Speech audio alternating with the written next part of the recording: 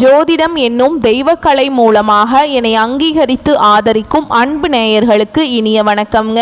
மிதுன ராசிக்கு இந்த பதிவு மூலம் அப்படி என்னதான் சிறப்பாக இருக்குது அப்படிங்கிறத பார்க்குறதுக்கு முன்னாடி எம்பெருமான் முருகப்பெருமானின் ஆசீர்வாதம் உங்களுக்கு முழுமையாக கிடைக்க நான் சொல்லும் மந்திரத்தை நீங்களும் 3 முறை சொல்லிக்கிட்டு உங்களால் முடிஞ்சதுன்னா கமெண்ட் பாக்ஸில் ஒரு முறை கமெண்ட் பண்ணுங்க. ஓம் முருகா போற்றி, ஓம் முருகா போற்றி, ஓம் முருகா போற்றி. என்னை படைத்து உன் மக்களுக்கு சேவை செய்ய அனுப்பிய கந்தா கடம்பா கதிர்வேலா என் ஜோதிடம் பழிக்க மனதார பாதம் தொட்டு வணங்குகிறேன். தினமும் உங்களுக்கு கிரகநிலை மாற்றத்தால் வரக்கூடிய சுப பலன்களை அறிய கட்டாயம் சப்ஸ்கிரைப் பண்ணி பெல் பட்டன் அப்புறம் ஆல்னு ஆப்ஷன் இருக்கும், அதையும் கொடுத்து வச்சிருங்க. ஒவ்வொரு பதிவும் உங்களை வெற்றியடைய வைக்க வேண்டும் அப்படிங்கிற எண்ணத்தில் தான் போடுறோம். ஜோதிட சாஸ்திரத்தில் குரு பகவான் ஆண்டுக்கு ஒரு முறை பெயர்ச்சி ஆவாருங்க. ஆனால் இந்த 2025 பார்த்தீங்கன்னா 3 முறை பெயர்ச்சி ஆகிறார். இதை நம்ம அதிசார பெயர்ச்சி அப்படின்னு சொல்லுவோங்க. அதாவது குரு பகவான் இயல்பை விட வேகமாக ராசிகளை கடந்து செல்வார். 2025 மே 14ஆம் தேதி ரிஷப ராசியிலிருந்து மிதுன ராசிக்கு பெயர்ச்சியானார் இல்லைங்களா. அதுக்கப்புறம் இப்போ பார்த்தீங்கன்னா வரக்கூடிய அக்டோபர் 18ஆம் தேதி முதல் டிசம்பர் 3ஆம் தேதி வரை மிதுன ராசியிலிருந்து கடக ராசிக்கு அதிசார பெயர்ச்சி ஆகிறாருங்க. பின்னர் மீண்டும் மிதுன ராசிக்கு திரும்புவார். ஜோதிடத்தில் நவ கிரகங்கள்ல மிகவும் மென்மையானவர் மற்றும் செல்வாக்கு மிக்க கிரகமாக குரு பார்க்கப்படுறார். இவர் ஒவ்வொருவருக்கும் ஞானத்தையும் நிதி நன்மை சந்தான யோகத்தையும் தரக்கூடியவர். மனித வாழ்விற்கு தேவையான அனைத்து விதமான செல்வங்களையும் தருபவர் என்பதால் எந்த கிரகத்திற்கும் இல்லாத தனிச்சிறப்பு குருவிற்கும் குருவின் பார்வைக்கும் உண்டுங்க. நவ கிரகங்களில் முழுமையான சுப கிரகமாக திகழ்பவர் யாரு அப்படின்னு பார்த்தீங்கன்னா குரு பகவான் தாங்க. ஒரு ஜாதகத்தில் எத்தனை தோஷங்கள் இருந்தாலும் குரு பார்வை இருந்தால் கெடு பலன்கள் குறைந்து நட்பலன்கள் மிகும். எனவே தான் ஜோதிட சாஸ்திரத்தில் குரு பார்க்க கோடி நன்மை அப்படின்னு சொல்லுவாங்க. குரு இருக்கும் இடத்தை வைத்து ஒரு ஜாதகத்தில் குழந்தைகளின் நிலையை அறிய முடியும். அதனால் இதை புத்திரகாரகன் அப்படின்னு குருவை சொல்லுவாங்க. மனிதனின் அனைத்து தேவைகளையும் நிறைவு செய்யும் பணத்திற்கு அதிபதி என்பதால் தனகாரகன் அப்படின்னு கூப்பிடுறாங்க குரு பகவானை. நவ கிரகங்கள்ல ஒருவராக இருக்கும் குரு பகவான் அவரை பிரகஸ்பதினு சொல்றாங்க. இவர் 4 வேதங்கள் 64 கலைகள் ஆகியவற்றை அறிந்தவராகவும் தேவர்களின் குருவாகவும் போற்றப்படுறார். சிவபெருமானை நோக்கி கடும் தவம் புரிந்து நவ கிரக அந்தஸ்து பெற்றதால் குரு பகவானை ராஜ கிரகம் என்றும் சொல்வதுண்டு. ஒருவரின் வாழ்வில் மங்கள காரியங்கள் நடைபெற வேண்டும், கல்வியில் சிறந்து விளங்க வேண்டும், நல்ல வேலை வாய்ப்பு கிடைக்க வேண்டும், நல்ல வாழ்க்கை துணை அமைய வேண்டும் என்றால் ஜாதகத்தில் குரு பலம் பெற்று நல்ல நிலையில் இருக்க வேண்டும். குரு பகவானின் அருளை பெற வேண்டும் அப்படின்னு நினைக்கிறவங்க வியாழக்கிழமைகள்ல முழு பக்தியுடன் வழிபட்டால் குருவருள் மட்டுமல்லாம திருவருளும் கிடைக்குங்க. குருவின் அருளை பெறுவதற்கு ஒவ்வொரு வியாழக்கிழமையும் குரு பகவானை மட்டுமின்றி மகாவிஷ்ணுவையும் வழிபாடு செய்ய வேண்டும். சரிங்களா. குரு பகவான் இருக்கிற இடத்தை விட குரு பகவானுக்கோட பார்வைக்கு தான் பலம் அதிகம்னு சொல்லுவாங்க. சரிங்களா. எப்பொழுதுமே எல்லா ராசிகளுக்கும் குரு பெயர்ச்சி சாதகமற்ற நிலையில் இருந்தால் கூட குருவின் பார்வையால் பல நல்ல விஷயங்கள் நடக்கும். அந்த வகையில் மிதுன ராசிக்கு குரு அதிசார பெயர்ச்சி எப்படி இருக்க போகுது அப்படிங்கிறத பற்றி இந்த பதிவில் நம்ம பார்க்க போகிறோங்க. மிதுன ராசிக்காரங்க புதுமையான சிந்தனைகளுக்கு சொந்தக்காரங்க. பூ போல மனசு, கோபத்தை மறைச்சிட்டு சிரிப்பை மட்டும் காட்டக்கூடியவங்க. எடுத்த காரியத்தை எப்படியாவது முடிச்சிடணும் அப்படிங்கிறதுக்காக கஷ்டப்பட்டு போராடக்கூடியவங்க. நல்லது கெட்டதை முழு தெரிஞ்சவங்க. புதன் பகவானை ராசி அதிபதியாக கொண்டவங்க. எல்லா இடங்கள்லையும் நேர்மையையும் உண்மையையும் மட்டுமே நம்பக்கூடியவங்க. உங்களுக்கு சொந்தமோ பந்தமோ அது தப்புனா அது தப்பு தான், வெட்டு 1 துண்டு 2ன்னு பேசக்கூடியவங்க. உண்மை நியாயத்துக்கு மட்டுமே என்னைக்குமே கை கொடுப்பீங்க. உண்மைக்கு புறம்பா எந்த ஒரு விஷயத்தையுமே செய்ய மாட்டீங்க. இதனால தான் உங்களுக்கு நிறைய கஷ்டங்களும் துன்பங்களும் அதிகமாகவே ஏற்பட்டு இருக்குங்க. தங்களுடைய கஷ்டத்தையும் கண்ணீரையும் கடுகளவு கூட மற்றவங்களுக்கு தெரியாமல் பார்த்துப்பாங்க. இதனால் பார்க்குறவங்க எல்லாருமே மிதுன ராசியா இவங்களுக்கு என்னப்பா சூப்பராக இருக்காங்க, இவங்களுக்கு என்ன குறைச்சல் அப்படின்னு தான் நினச்சிட்டு இருக்காங்க. ஆனால் சாப்பாட்டு கூட கஷ்டப்படுறது உங்களுக்கு மட்டும்தான் தெரியுங்க. கஷ்ட காலத்தில் திரும்பி பார்க்க கூட ஆள் கிடையாது. ஏதோ தட்டு தடுமாறி எந்திரிச்சு நிற்கிறப்போ உங்களை குறை சொல்கிறதுக்குனே நிறைய பேர் தேடி வருவாங்க. உங்கள் சொந்தக்காரங்க நண்பர்களுக்கு ஒரு தேவை இருக்குதுன்னா மட்டும்தான் உங்ககிட்ட வருவாங்க. அந்த தேவை முடிஞ்ச உடனே உங்களை தூக்கி போட்டுருவாங்க. மறுபடியும் அவங்க வந்து உங்ககிட்ட உதவின்னு கேட்பாங்க. அவங்க உங்களுக்கு முன்னாடி பண்ண துரோகத்தை எல்லாமே மறந்துட்டு மீண்டும் அவங்களுக்காக உதவி செஞ்சு ஏமாறக்கூடியவங்க தான் மிதுன ராசிக்காரங்க. வாழ்க்கையில எப்படியாவது முன்னேறணும் அப்படிங்கிறதுக்காக தினம் தினம் கஷ்டப்பட்டு உழைக்கக்கூடியவங்க. நீங்க கடந்த காலகட்டங்களில் உங்களுடைய வாழ்க்கையில நீங்க நல்லது நடக்க போகுதுன்னு நினைச்சிட்டு இருந்திருப்பீங்க. ஆனா உங்களுக்கு அந்த டைம்ல ஒரு மிகப்பெரிய ஏமாற்றம் தாங்க.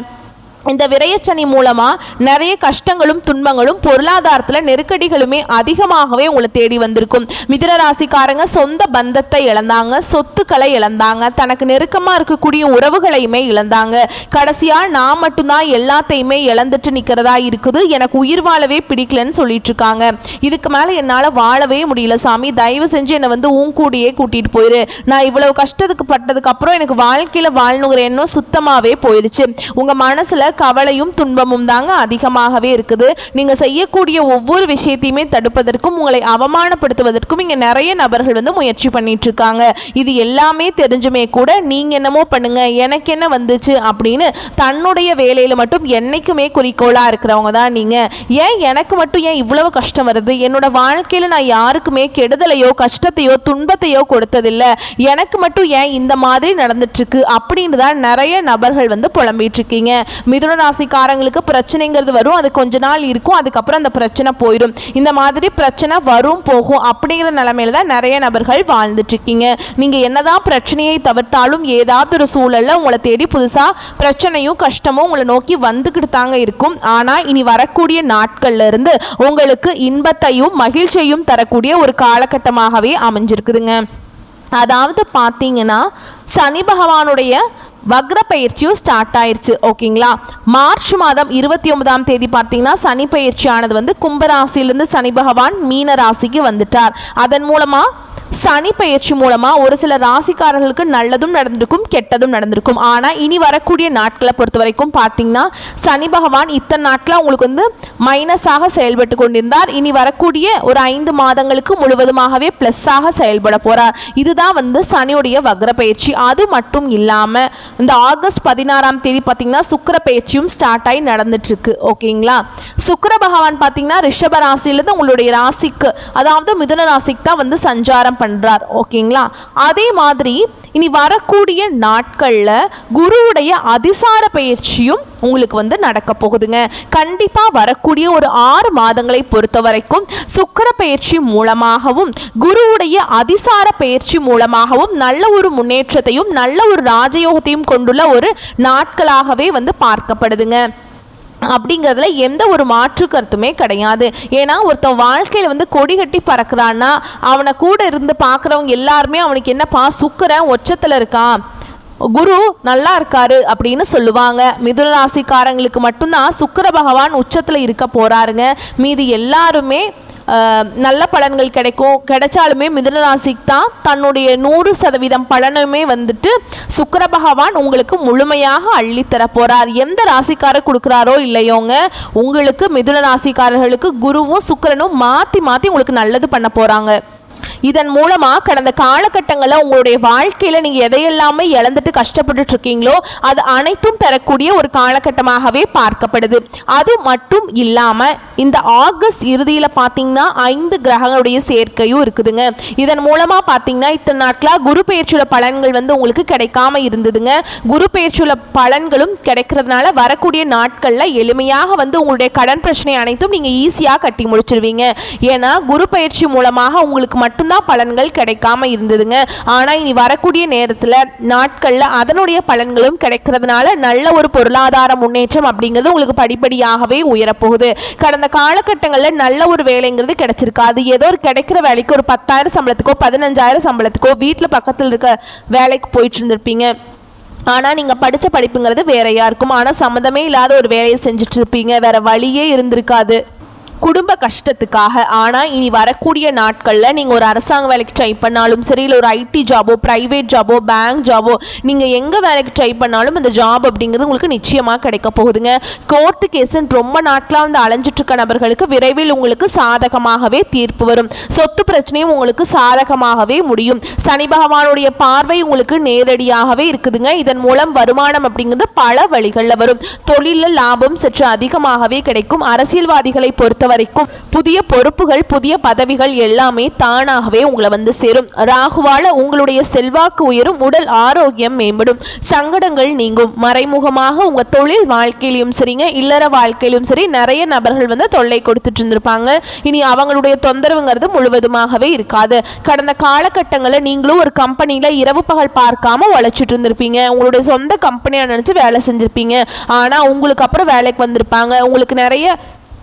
அவங்களுக்கு வந்து நிறைய சலுகைகள், அவங்களுக்கு நிறைய சலுகைகள் எல்லாமே உங்கள் கம்பெனி எல்லாம் கொடுத்துருப்பாங்க. அதை பார்த்து ரொம்பவே மனவேதனைப்பட்டிருப்பீங்க. ஆனால் இனி வரக்கூடிய நாட்களில் பார்த்தீங்கன்னா உங்களுக்கு சம்பள உயர்வு, பதவி உயர்வு, உங்களுக்கு மேல் இருக்கக்கூடிய அதிகாரிகளுடைய ஆதரவு முதற்கொண்டு உங்களுக்கு கிடைக்க போகுதுங்க. இனி உங்கள் வார்த்தைக்கும் மதிப்பு மரியாதை கிடைக்கும். அந்தஸ்தில் நீங்கள் எதிர்பார்த்த உயர்வுக்கு போகிறீங்க. இனி நினைச்சது எல்லாமே நடக்கும். தொழில் வியாபார தடைகள் அனைத்தும் விலகும். லாபம் அதிகமாக கிடைக்கும். முன்னேற்றம் உண்டாகும். வரவேண்டிய பணம் விரைவில் கைக்கு வந்து சேரும். குடும்பத்தில் நெருக்கடிகள் விலகும். செல்வாக்கு அந்தஸ்து உயரும். வெளிநாட்டு முயற்சிகள் வெற்றியை தரும். தெய்வ சிந்தனை அதிகமாக இருக்கும். பெரியோர்களுடைய உதவிகள் கிடைக்கும். உறவில் இருந்த சண்டை சச்சரவு முழுவதுமாகவே விலகும். புதிய நண்பர்கள் உங்களுக்கு உதவி செய்வாங்க. தொழிலில் ஏற்பட்ட நெருக்கடிகள் நீங்கும். முடங்கி கிடந்த நிறுவனங்கள் மீண்டும் இயங்கும். வியாபாரத்தில் எதிர்பார்த்த லாபம் கிடைக்கும். புதிய தொழில் தொடங்கக்கூடிய முயற்சிகள் கண்டிப்பாக உங்களுக்கு வெற்றியை தரும். கடந்த காலகட்டங்களை பார்த்தீங்கன்னா மிதுன ராசிக்காரங்களுக்கு திருமண நிலை அப்படிங்கிறது நிறைய பிரச்சனையும் சிக்கலையுமே அதிகமாக சந்திச்சிருப்பீங்க. இதில் குறிப்பாக பெண்களுக்கு ஏதாவது ஒரு வகையில் திருமணம் அப்படிங்கிறது அடைஞ்சிருது. ஆனால் ஆண்கள் தான் ரொம்ப ரொம்ப பாவம். ஏன்னா வயது பார்த்திங்கன்னா 30, 33, 35, 37 வயது வரைக்குமே நிறைய ஆண்கள் வந்து திருமண நிலையை அடையாமல் கஷ்டப்பட்டுட்ருக்கீங்க. அடித்து பிடிச்சி அது வரைக்கும் போனால் கூட அக்கம் பக்கம் இருக்கிறவங்க ஏதாவது சொல்லி எடுத்து விட்டுறாங்க. இந்த மாதிரி நிறைய பிரச்சனைக்கு ஆளாக்கப்பட்டவங்க தான் நீங்கள். ஆனால் இனி வரக்கூடிய நாட்களில் நீங்கள் எதிர்பார்த்த மாதிரியே நல்ல ஒரு வரன் அப்படிங்கிறது நிச்சயமாக உங்களை தானாகவே தேடி வருங்க. வாழ்க்கை துணையை இழந்த மிதுன ராசி ஆண்களோ பெண்களோ அடுத்து வந்து இரண்டாவது திருமணம், அதாவது மறுமணம் பண்ணலாமா வேண்டாமா அப்படிங்கிற ஒரு மிகப்பெரிய குழப்பத்தில் இருப்பீங்க. அப்படி இரண்டாவது திருமணம் பண்ணும்போது சொந்தக்காரங்க தப்பா பேசிடுவாங்களா, ஊர்க்காரங்க தப்பா நினைச்சிருவாங்களா, இல்லை அவங்க என்ன நினைப்பாங்க, இவங்க என்ன நினைப்பாங்க அப்படின்ட்டு நிறைய நபர்கள் வந்து இரண்டாவது திருமணத்தை பற்றி யோசிக்காமல் இருக்கீங்க. இப்போ இருக்கக்கூடிய பொருளாதார சூழலும் இப்போ இருக்கக்கூடிய காலகட்டத்தையும் வச்சு பார்க்கும்போது ஒரு சிங்கிள் பேரண்டால் இந்த சொசைட்டியில் சர்வே பண்ணுறது ரொம்ப ரொம்ப கஷ்டங்க. நீங்கள் எதிர்பார்த்த மாதிரியே நல்ல ஒரு மறுவாழ்க்கை அப்படிங்கிறது விரைவில் உங்களுக்கு அமையும். குழந்தை பாக்கியத்துக்காக எங்கே மிதுன ராசி நேயர்கள் பார்த்தீங்கன்னா எங்களுக்கு மேரேஜ் ஆகி 3 வருஷம் ஆகுது சாமி, 5 வருஷம் ஆகுது, 10 வருஷம் ஆகுது, நாங்களும் போகாத ஹாஸ்பிட்டல் இல்லை, பார்க்காத ட்ரீட்மெண்ட் இல்லை, வாரத்தில் 3 நாள் கோவிலுக்கு போய் வழிபாடு செஞ்சுட்டு வந்துட்டுருக்கோம், ஆனால் எங்களுக்கு குழந்தை பாக்கியமே இல்லை சாமி அப்படின்னு நிறைய நபர்கள் புலம்பிகிட்ருக்கீங்க. கண்டிப்பாக இந்த 2025 முடியறதுக்குள்ளே உங்களுக்கு விரைவில் குழந்தை பாக்கியம் அப்படிங்கிறது நிச்சயமாக உண்டாகும். பிரிந்திருக்கக்கூடிய கணவன் மனைவி எல்லாமே மீண்டும் ஒரு முறை ஒன்றாக சேர்ந்து பேசக்கூடிய வாய்ப்பு கிடைக்கும் பட்சத்தில் கண்டிப்பாக இருவரும் ஒன்றாக இணைந்து வாழ்வீங்க. கடந்த காலகட்டங்களில் காதல் அதிகமான தோல்விகளை சந்திச்ச ராசி யாருன்னு பார்த்தீங்கன்னா அது முழுக்க மிதுன ராசிக்காரங்க தான். ஏன்னா நல்லா லவ் பண்ணிட்டு இருப்பாங்க. திடீர்னு ஒரு சண்டை சச்சரவு, ஈகோ பிரச்சனை மூலமாக அந்த லவ் வந்து பிரேக்கப் ஆயிருக்கும். இல்லை வீட்டில் போய் சொல்லும்போது பெற்றோர்கள் வந்து உங்களுடைய காதலுக்கு தடையாக இருந்திருப்பாங்க. ஆனால் இனி வரக்கூடிய நாட்களில் உங்களுடைய காதலை நீங்கள் வெளிப்படுத்தும் போது அந்த காதல் கண்டிப்பாக கைகூடும். வீட்டில் போய் சொல்லும் போது பெற்றோர்களே உங்களுக்கு முன்னாடி நின்று திருமணம் செய்து வைக்கக்கூடிய வாய்ப்புகள் அதிகமாகவே உள்ளது. வரக்கூடிய நாட்களில் கடினமான காரியத்தையுமே சுலபமாக செஞ்சு முடிச்சிருவீங்க. உங்கள் எளிமையான பேச்சு திறமையால் நீங்கள் அனைவரையுமே கவர்ந்தெழுப்பீங்க. மிதுன ராசியை பொறுத்த வரைக்கும் நீங்கள் ஆண்களோ பெண்களோ அரசு வேலையோ தனியார் வேலையோ கூலி வேலையோ நீங்கள் எதிர்பாராத வருமானம் அப்படிங்கிறது உங்களுக்கு இரட்டிப்பு மடங்காக கிடைக்க போகுது. சேமிப்பு அப்படிங்கிறது பல மடங்காக உயரப்போகுது. இதன் மூலம் கடந்த காலகட்டங்களில் ஏற்பட்ட கடன் பிரச்சனை அனைத்தும் உங்களுக்கு வரக்கூடிய நாட்களில் முழுவதுமாகவே நிவர்த்தியாக போகுது. ஏன்னா கடந்த காலகட்டங்களில் சரியான ஒரு பொருளாதார முன்னேற்றம் இல்லாததுனால நீங்கள் இப்போ போய் ஒரு மிதுன ராசிக்காரங்களை பார்த்து கேட்டீங்க அப்படின்னா எனக்கு 3 லட்சம் இருக்குதுங்க, 5 லட்சம் இருக்குதுங்க, 10 லட்சம் இருக்குதுங்க, பல லட்சம் இருக்குன்னு கடனோட தான் இருக்கேன் அப்படின்னு சொல்லுவாங்க. கடன் இல்லாத மிதுன ராசிக்காரங்க நீங்கள் பார்க்குறது ரொம்ப ரொம்ப கஷ்டங்க.